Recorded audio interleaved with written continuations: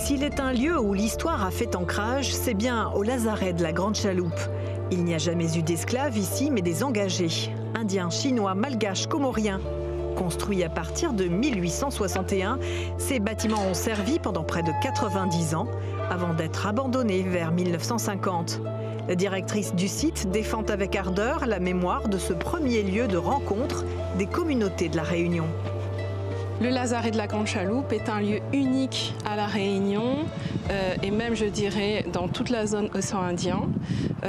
C'est le dernier lieu de quarantaine. Les derniers travailleurs engagés à être passés à La Réunion donc, étaient des Rodriguais et ils sont arrivés ici en 1933. Le lazaret était leur premier lieu, leur premier contact avec l'île. Ils étaient accueillis ici, vaccinés et soignés pour ceux qui étaient malades. On observait un temps de quarantaine avant qu'ils puissent rejoindre leur employeur, donc les engagistes, sur les plantations. La politique sanitaire de la colonie était d'éviter que des maladies pestilentielles telles que la peste, la variole, le choléra ne se propagent sur le territoire et déciment la population locale.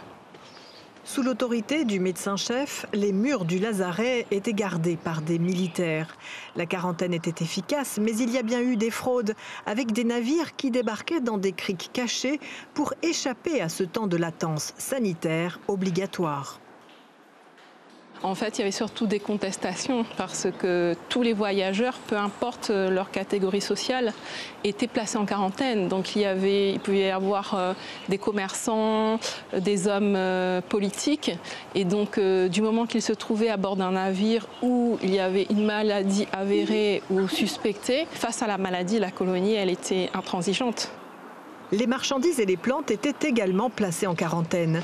Ici, différentes essences végétales ont été emportées par les peuples dans leur traversée.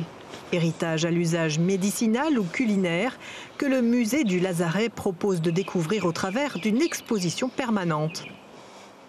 Ils ont également partagé ces usages avec les autres communautés qui étaient présentes au lazaret. Donc on peut dire qu'au lazaret, il y a eu les prémices véritablement de ce métissage végétal, de ce métissage des plantes et de leurs usages. Un jardin potager et un parcours aromatique invitent le public à la déambulation. Cela suffira-t-il pour concurrencer la maison Folio qui, elle, regorge de plantes en tout genre? La directrice du lazaret l'espère. Nous avons publié sur nos réseaux sociaux, donc la page Facebook et la page Instagram du lazaret, le lien pour pouvoir voter. Les votes pour les présélections régionales du monument préféré des Français sont possibles jusqu'au 24 mai.